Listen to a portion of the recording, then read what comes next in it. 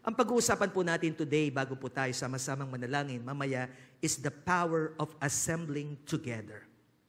Alam niyo po bang may kapangyarihan yung ating pagsasama-sama? This is not a simple assembly.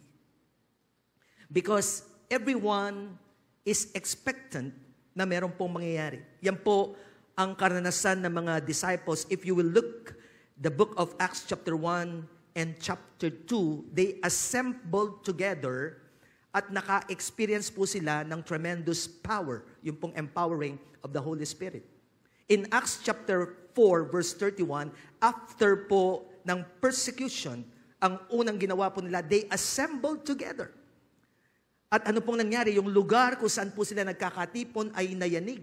It was shaken because of the empowerment of the Holy Spirit. And after that, they even became what?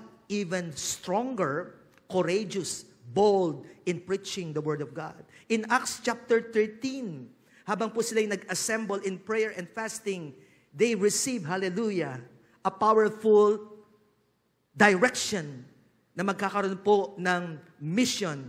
Maghihiwalay na si Pablo at saka po si Barnabas, hindi po dahil po may division ng church, no, para po magkaroon ng multiplication. Kasi pareho po silang gagamitin ng Panginoon na kung saan kapag magsaseparate po sila, lalong magmumultiply ang gawain ng Lord. They received that direction when they assembled together with expectation. Kaya every time that we assemble together, whether it's a small group, or Wednesday service, Sunday service, or even in your family, be expectant that power will be applied sa buhay po natin.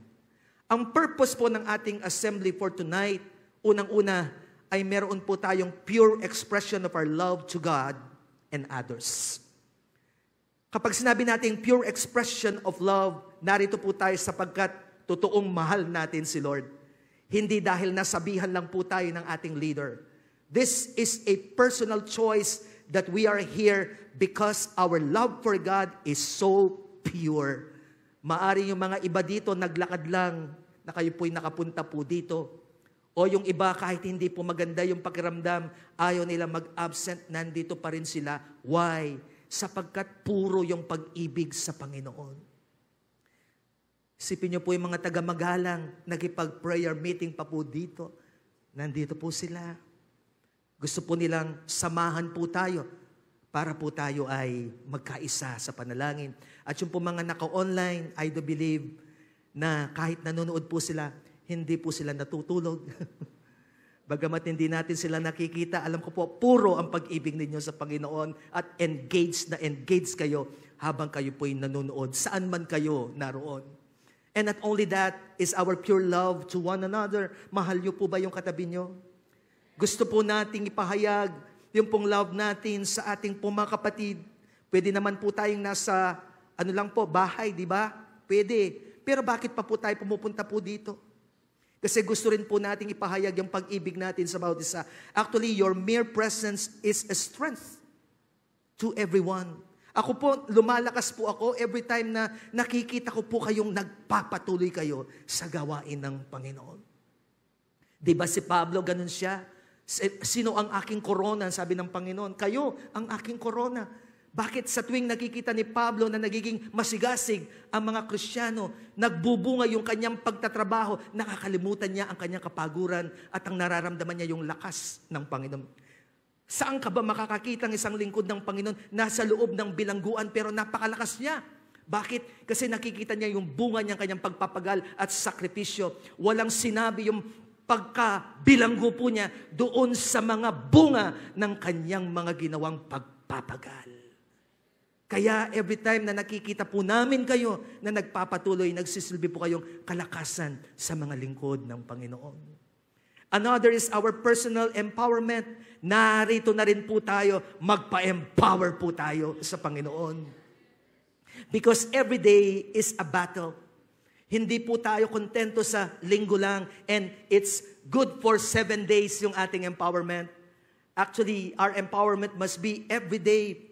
Kaya kapag narito po tayo, mga kapatid, ito po yung time, mag-enjoy ka na sa presensya ng Panginoon. Sayang po yung narito po tayo, pagkatapos po ay uuwi po tayong walang nangyari sa buhay po natin. Pangatlo po is powerful exercise of our faith in united prayer. This is the time to unite ourselves together, for we believe the effectual fervent prayer of a righteous person is powerful and effective. And we thank God we are more than one righteous person. More than 2, more than 3. Kaya nagiging powerful po yung prayer po natin kapag tayo po ay nag-e-exercise ng faith po natin. At kapag po ginagamit natin parati yung ating pong mga muscles, lalo po itong lumalaki. Yung ating pong faith, para pong muscle po yan. Every time that we use our faith in prayer, lalo pong nagiging matatag yung ating pananampalataya. Kaya kapag po tumitindi yung labanan at tumitindi yung ating pangangailangan, handa tayong harapin ito kasi nasanay na po yung ating pong mga muscles of faith in believing God even in impossible things sa buhay po natin. Ating pong buksan ng ating Bible dito po sa Ephesians chapter 3 verse 14 to 21. Ganito po ang nakasaad.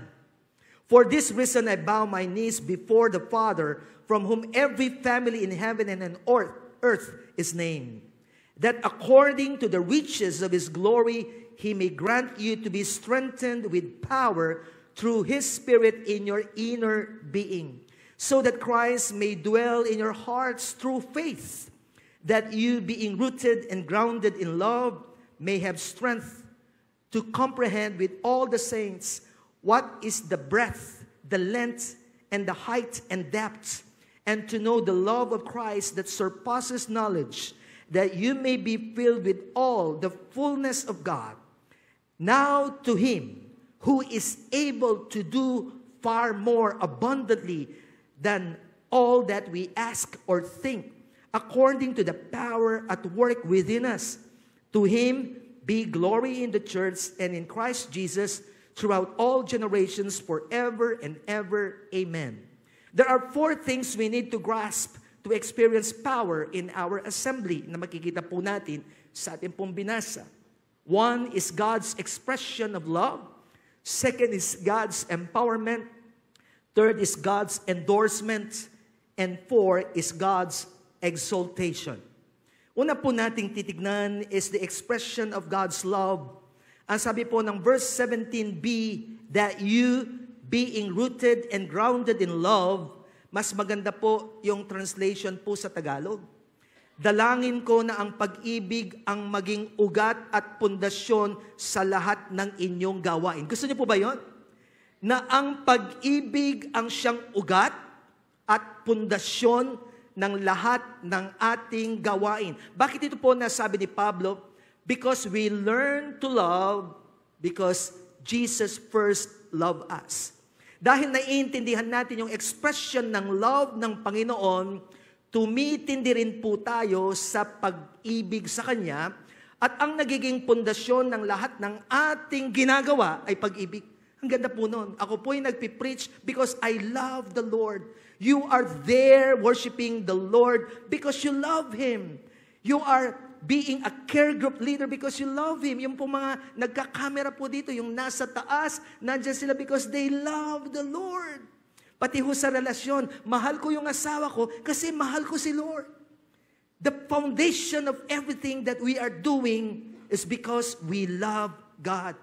At ang sabi po ng verse 18, upang inyong lubusang maunawaan kasama ng mga hinirang ng Diyos kung gaano kalawak, kahaba, kataas at kalalim ang kanyang pag-ibig. Bakit po ito dinugtong? Napansin niyo po ba? Every time na naglilingkod tayo ng may pag-ibig, lalo tayong lumalalim sa pag-ibig. Kasi po ikaw mismo nararamdaman mo yung iyong pagmamahal sa Panginoon, lalo kang nagme-meditate, lalo mong inuunawa, lalo mong binubuksan ang iyong puso at kaisipan para intindihin at lalo mong maunawaan yung lawak, yung punghaba, taas at lalim ng kanyang pag-ibig. Sa English po, that we may understand how wide, how long, how high, and how deep is God's expression of love. Alam niyo po ba, when we understand God's expression of love, our prayer life will change. Mag-iiba ang klase ng iyong pananalangin. Kaya po pumasok po yung verse 20. Now to Him who is able to carry out His purpose. Gusto ko po yung amplified version.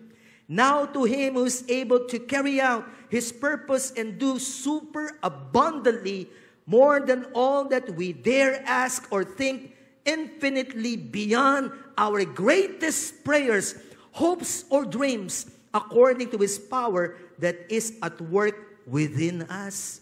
Pinapakita po dito that Ephesians 3:20 encourages us to be ambitious for God's glory. Lahat po ng may mga gustong marating, magtaas po ng kamay. Na ito po yung talatang gusto ng Panginoon na hindi tayo mahiya na humingi sa Kanya. If you will look at the life of Jabez, Jabez was changed when he discovered the God of Israel. Kung babasahin po natin yung pong 1 Chronicles chapter 4 verse 9 and 10, now Jabez was more honorable than his brothers, and his mother called his name Jabez, saying, because I bore him in pain. Bakit po siya more honorable? And yet, yung pangalan po niya, it means pain. Ibig sabihin po nito, kahit hindi maganda yung kondisyon niya, ang batang ito, hindi niya kinwestiyon ng Lord sa buhay niya.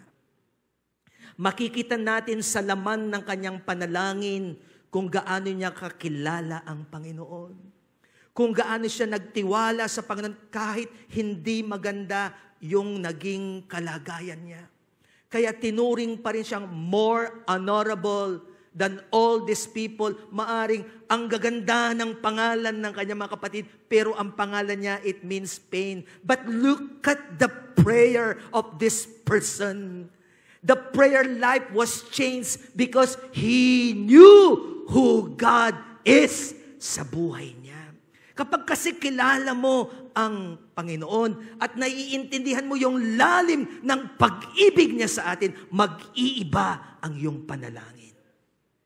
Hindi ka magiging, parati kang nagko-question o parating nagdududa, bakit sa lahat ng mga tao, ako pa yung tinawag na Jabez? Bakit sa lahat ng mga tao, ganito ang ibig sabihin ng aking pangalan? Wala tayong mababasang ganoon. Ang sabi dito, Jabez called on the God of Israel, saying, oh, that you would bless me indeed, enlarge my territory, that your hand would be with me, and that you would keep me from evil, and that I may not cause pain. So God granted him what he requested. Apat pong makikita natin dito na experience niya. First is provision. Bless me indeed. Gusto ko yung indeed. Alam mo ba yung bless me indeed? Pagpalain mo ako ng sobra-sobra. Kapag magpipray na po tayo, wag lang pong sakto. Let's pray for an overflow. How can we be a blessing if our blessing is sakto? Sakto lang. Sino pong gusto ng overflow? Para naman po mabigyan ninyo yung katabi ninyo. Mabigyan natin ng iba. Amen. Huwag tayong mahiya sa Panginoon. Ang yaman-yaman ni Lord. Humingi tayo sobra. Kaya lang ang dahilan kung bakit tayo humingi ng sobra, para hindi para sa atin lang. That we will be a blessing to many. Second is enlarge my territory. It speaks of position or power. Di ba kapag teritoryo mo, powerful ka? Yung nasa posisyon, yung teritoryo ko to makakapasok dito, yung mga ganun po mga pelikula ho na mga naririnig natin. When we speak about territory, it speaks of position and power. Number 3 is the presence of God. Let your hand be upon me. Na kapag parating nandyan ang kamay ng Panginoon, pinapakitang parating kasama ang presensya ng Diyos. And lastly is protection. Keep me from harm. Kaya, yung isa pong verse na panalangin, lahat ng ito, naranasan niya. At ang sabi ng Biblia, and God granted his request. Another, our attitude in serving will change when we understand God's expression of love, gusto ko pong tingnan natin ang kwento po ng isa pong babae in Luke chapter 7. Maganda po ang translation po sa Tagalog. Mabilisan po. In verse 36, isang Pariseo ang nag-anyaya kay Jesus na kumain kasalo niya. Pagpasok niya sa bahay ng Pariseo ay umupo siya sa hapag. Isang babaeng makasalanan ang nakatira sa lungsod na iyon. At dahil alam nitong kumakain si Jesus doon sa bahay ng Pariseo, ay nagdala ito ng pabango na sisidlang alabastro. Tumayo siyang umiiyak sa likuran sa may paanan ni Jesus at unti-unting binasa ang mga paa nito sa kanyang luha. Pinunasan niya ang mga ito ng kanyang buhok at pinaghahagkan ang mga paa ni Jesus at pinahiran iyon ng pabango. Nang makita ito ng Pariseo na nag-anyaya sa kanya, ay sinabi nito sa kanyang sarili, kung propeta nga ang taong ito, dapat ay alam niya kung sino at anong uring babae itong umahawak sa kanya sapagkat ito ay makasalanan. Na-discern po siya ng Panginoon. Kasi sabi dito, sinabi sa kanyang sarili. Sabihin, hindi naman po sinabi sa marami. Pero na-discern ng Panginoon at sabi ng Lord. Kaya sinabi ni Jesus sa kanya, Simon, meron akong sasabihin sa iyo.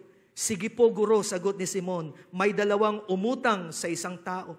Ang isa ay umutang ng 500 denaryo at ang isa naman ay 50. Nang hindi makabayad, kapwa sila pinatawad. Sino ngayon sa kanila ang higit na magmamahal sa nagpautang? Sumagot si Simon, sa palagay ko po ay ang pinatawad ng mas malaki. At sinabi niya rito, tama ang iyong pagkaunawa. Pagharap niya sa babae ay sinabi niya kay Simon, nakikita mo ba ang babaeng ito? Pumasok ako sa iyong bahay at hindi mo man lang ako binigyan ng tubig para sa aking mga paa. Ngunit binasa niya ng luha ang aking mga paa at pinunasan ito ng kanyang mga buhok. Hindi mo ako hinagkan, ngunit mula nang pumasok ako ay hindi pa siya humihinto ng kakahalik sa aking mga paa. Hindi mo binuhusan ng langis ang aking ulo, ngunit pinahiran niya ng pabango ang aking mga paa. Kaya't sinasabi ko sa iyo, ang marami niyang mga kasalanan ay pinatawad na. Kaya naman nagmahal siya ng higit, ngunit ang pinatawad ng kakaunti ay nagmamahal ng kakaunti. Bakit po siya nagmamahal ng higit? Dahil naranasan niya yung expression ng love ng Lord sa kanya. Alam niyo po ba kung bakit ibang maglingkod yung katabi mo? May experience po yan na hindi natin alam. Bakit may mga lingkod ng Panginoon, ng mga Kristiyanong, iba po sila. Sumamba, maglingkod, hindi mababaw. Kasi nga, meron silang experience ng pagmamahal ng Panginoon. Ang sabi po ng isang nabasa ko, willpower and desire, when properly combined, make an irresistible pair. Yung pong desire po doon, yung po yung love. Hindi lang po puro yung willpower. Pag nilakipan daw po iyan ng matinding pagmamahal, ang taong ito hindi mo mapipigilan. Yan po yung mga taong walang pwedeng mamagitan sa kanila. Yung inawit natin kanina. Walang pwedeng humadlang. You cannot resist that person na kahit anong pagpipigil ang gagawin, siguradong magpapatuloy po yan. Why? Because there is a deep desire. Not only the willpower, but the deep desire. The kind of love na meron siya combined together. Kayo po ba'y nandyan pa? Pangalawa po is God's empowerment.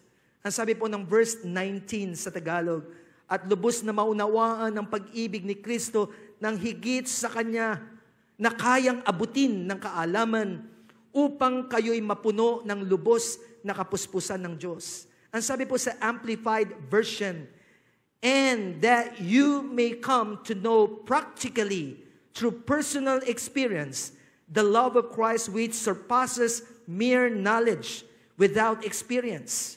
Yung pong knowledge na walang karanasan, lalampasan daw po natin yon.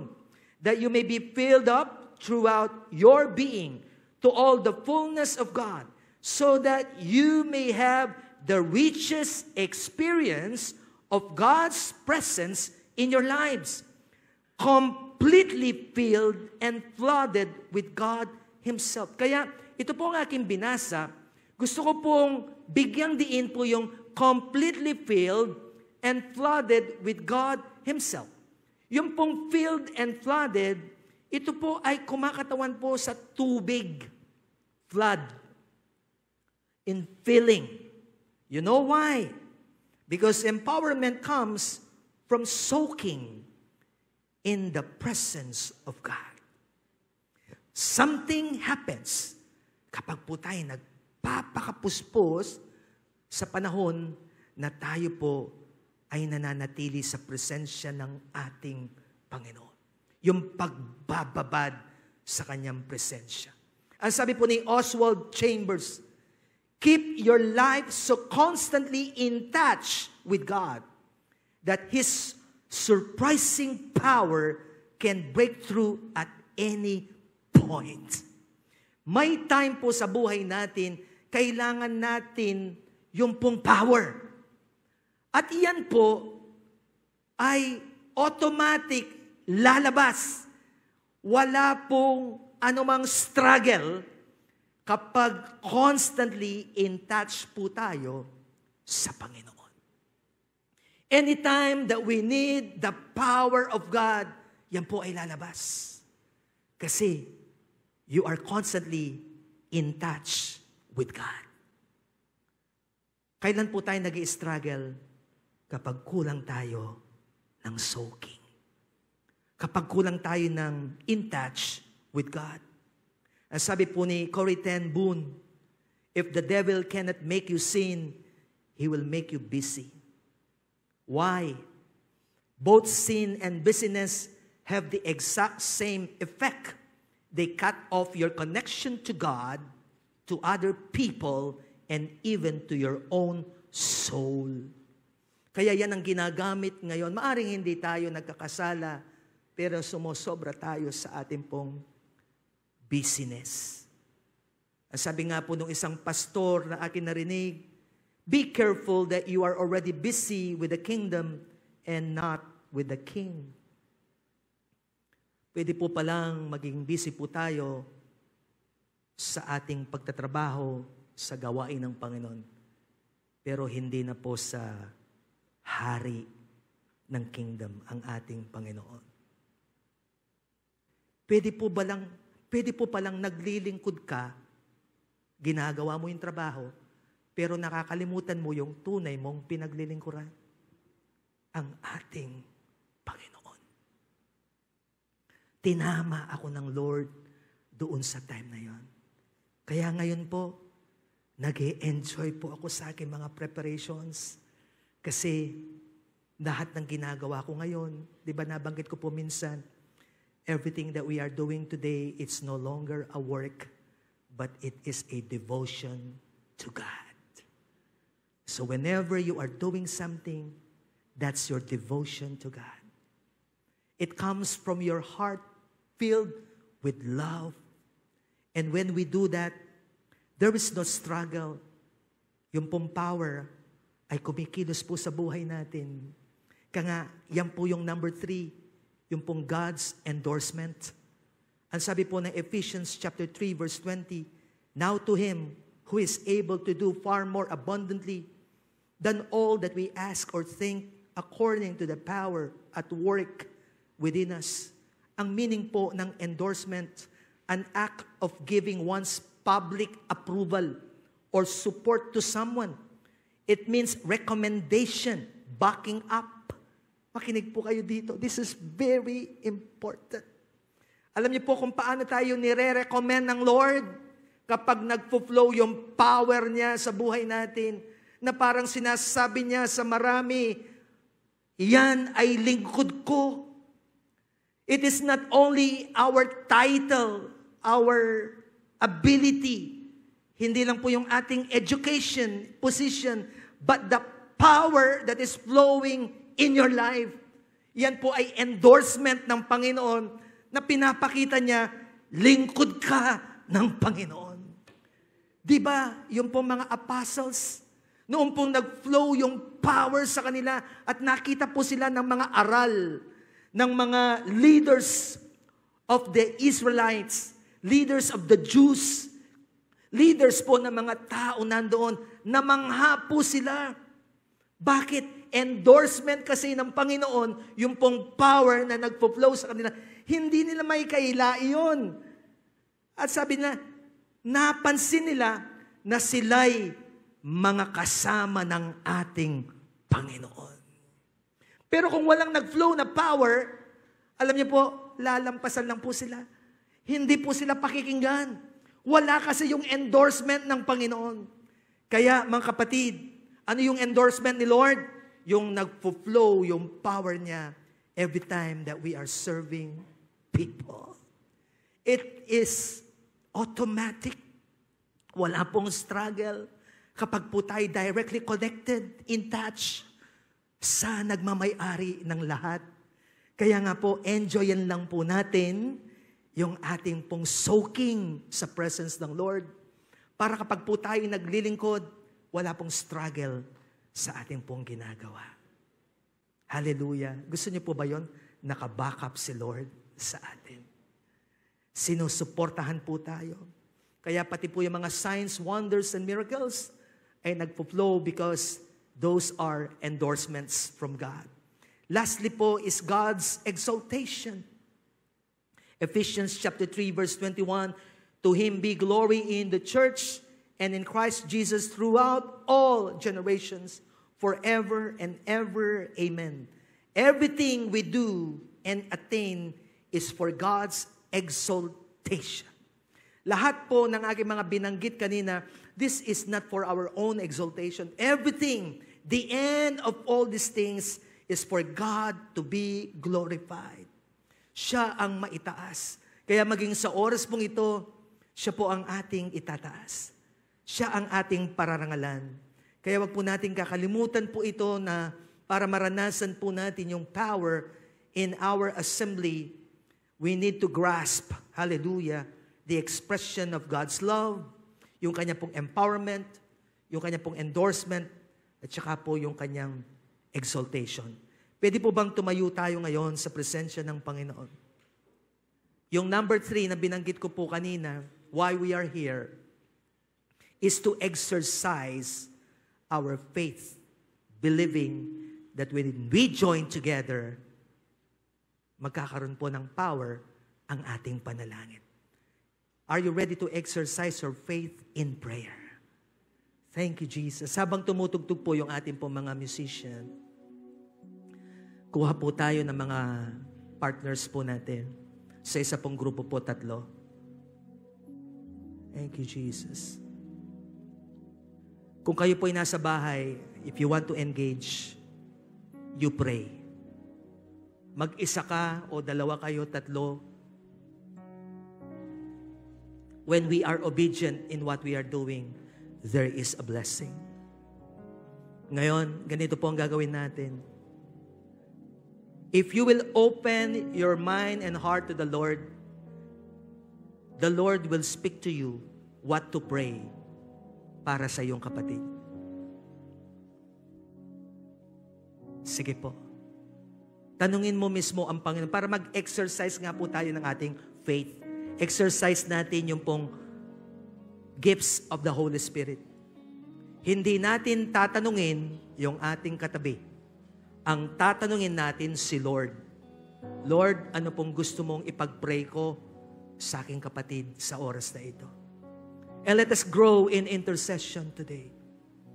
Ano man po sabihin ng Panginoon para ipanalangin para sa ating kapatid, ay gawin natin sa oras na ito.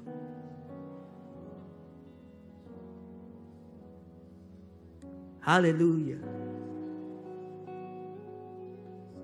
Sotakarama shatereba sigara. We pray for the spirit of intercession. We pray for the spirit of unity today. Maging sa loob ng bahay, we declare the power of unity in prayer. We are declaring increase of faith, opening of our spiritual eyes and understanding. We pray for the gift of faith. Oh God, we pray for the gift of prophecy in the name of Jesus. The illumination that comes from the Spirit of God, that we may know even the prayers na kailangan naming ipanalangin para sa aming mga kapatid.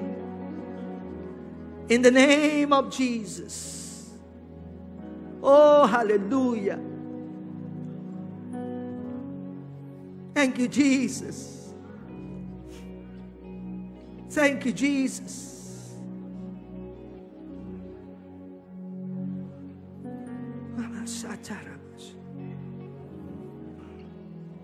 Oh, hallelujah.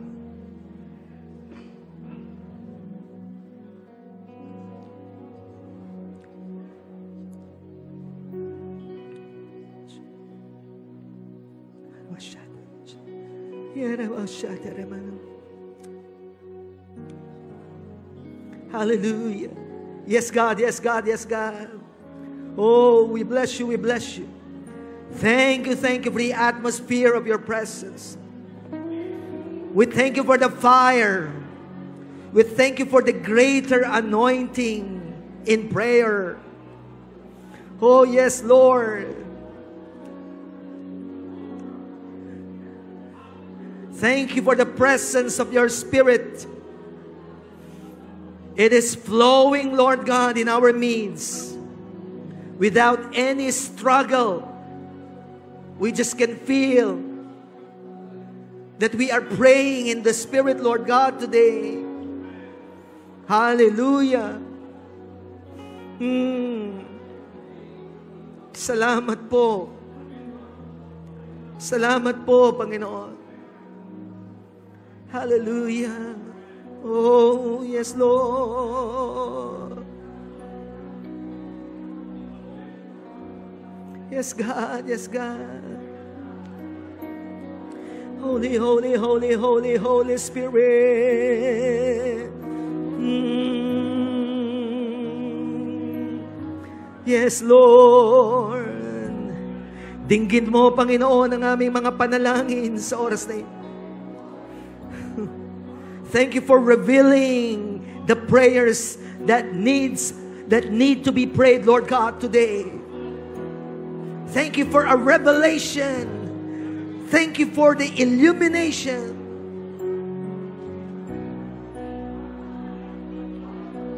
Oh, bless you, Jesus.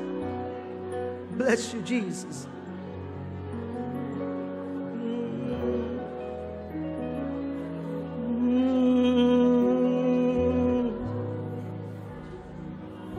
Hallelujah.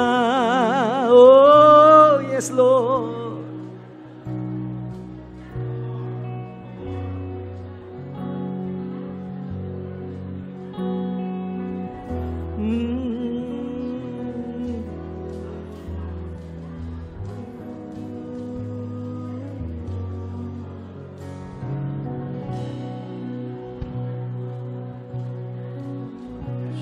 Yes, God. Sige po, keep on praying.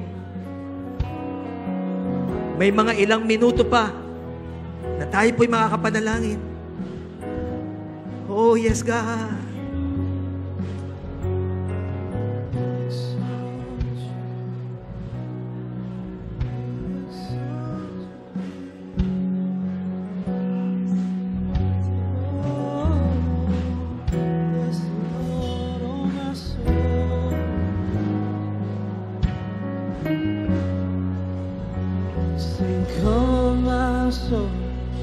Don't you get shy of me, lift up your soul, 'cause you got a lion inside of those lungs. Get up and praise the Lord. Come on, my soul, oh, don't lift up your song, 'cause you've got a lion inside of those lungs. Get up and praise the Lord. Keep on singing that song. My soul, oh my soul, no, don't you get shy of me. Lift up your song, 'cause you got a lion inside of those lungs. Get up and praise the Lord. Once again, come on, come on. Come on, my soul, no, don't you get shy of me. Lift up your song, 'cause you got a lion inside of those lungs. Get up and praise the Lord. Say, come on, my soul, come on, my soul, don't you get shy of me. Lift up your song, 'cause you got a lion inside of those lungs. Get up and praise the Lord. Hallelujah. So I throw up my hands, praise you again and again. 'Cause all that I have is a hallelujah, hallelujah. And I know it's not much, I've nothing else fit for a king, except for a heart singing hallelujah, hallelujah. Come on, my soul, come on, my soul, oh, don't you get shy of me. Lift up your song, 'cause you got a lion inside of those lungs. Get up and praise the Lord. Say, come on, my soul, oh, don't you get shy of me. Lift up your song, 'cause you got a lion inside of those lungs. Get up and praise the Lord. My hands praise you again and Yes, Lord. again. 'Cause all that I have is a hallelujah, hallelujah. And I know it's not much, but I've nothing else fit for a king, Yes, God. except for a heart singing hallelujah, hallelujah. Yes, Lord God. We give you all glory, honor, and praise, Lord God. Yan po yung parating dapat naming gawin sa lahat ng ginagawa namin. Yung ibigay parati ang kapurihan, ang pagsamba, pasasalamat sa Panginoon na siyang nagmamay-ari naming buhay, nagpapalakas sa amin, binibigyan kami ng kagalingan, at binibigyan niya ng bunga ang lahat ng gawain. Kaya wala po kaming maipagmamalagi. Salamat po, Panginoon. Tanggapin mo ang lahat ng aming papuri, pasalamat at pagsamba. Sa pangalan ng aming Panginoong Hesus, ang lahat po'y magsabi ng Amen. Praise God. Tayo po'y makakaupo na. Praise the Lord. Hallelujah. Blessed na blessed tayo. Amen. Ang sarap. Ano po yung ginagawa natin ito? Dahil pa yun naligo ka. Yung kasing soaking, di ba? Nabababad ka. Pag kulang ka sa paligo, mabigat ang katawan mo. Parang ganun din kung kulang tayo sa presensya ng Panginoon, sa babad, sa Kanyang salita, sa Holy Spirit, sa prayer, ay madali tayong mapagod, manghina. Kaya tama yung sinabi ni Pastor Phil, dapat everyday. Huwag nating imibis. Kanina ang ganda ng atmosphere. Amen? At hanggang ngayon, ang ganda po. This time po, bahagi ng ating pagsamba ay magkakaloob tayo sa Panginoon. Amen? It's a joy, a great privilege to give unto God. Manalangin po tayo. Ama, salamat sa salita mo namin tinanggap.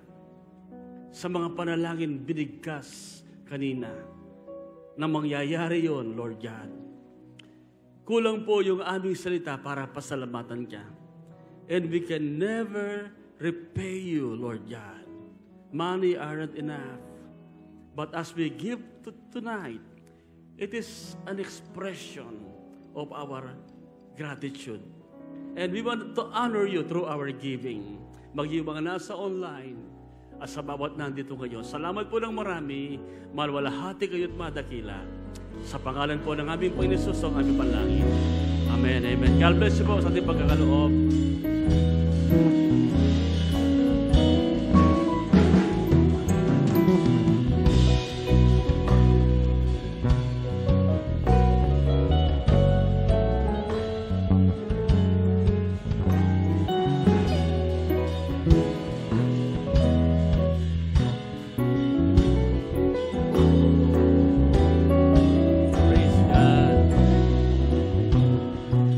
Hallelujah. Sa mga may sasakyan, may mga malapit dito sa San Fernando, punta tayo ng Wednesday. Amen?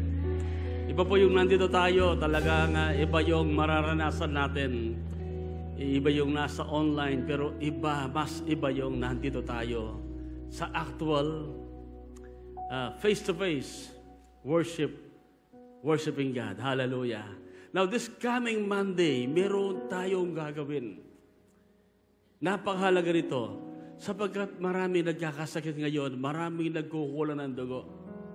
And we, as a church, we want to volunteer na tayo po'y mag-ahandog ng dugo. Amen? In cooperation po yung Pastor Edith sa Red Cross. Na po? Red Cross. So, this coming Monday na po yan. Monday, tama ba ko? Monday? Monday. 8 a.m. Ngayon po, huwag kayong magpuyat. Kasi pag nagpuyat kayo, walang sa tulog, hindi pwede. So please, pagkakataon natin to na tayo makatulong sa mga nangangailangan. Ito yung partnership natin para sa ating pong mga kababayan, no? Sa mga nangangailangan. Actually, sa Magalang po, this coming Saturday din, meron tayo doon sa ating church sa Magalang. Sa this coming Saturday, magdo-donate din po ng mga dugo ang mga kapatid natin doon. Huwag kayong matakot, hindi kayo mamamatay. Lalo pong lalakas ang ating katawan. Amen? Praise God. So yun po yung ating isang mahalagang announcement. So tumayo na po tayong lahat. Palakpakan natin ang Panginoon. Hallelujah! Glory to... Sige po, malakas na palakpak. Thank you, Jesus. Thank you, Lord. Ama, maraming salamat. Father, we give you all the glory. We give you all the praise. Uuwi kami. Pinuspos, pinagpala. Taglay namin ang iyong bendisyon, ang iyong pag-iingat. Ang aming mga tahanan ay pinagpala na. Pati sa aming pagtulog sa gabi ito, ang presensya mo ang aming kasama. Father God, we thank you tonight. We give you all the glory. In Jesus' mighty name we pray. Amen and amen. God bless po. Love you all.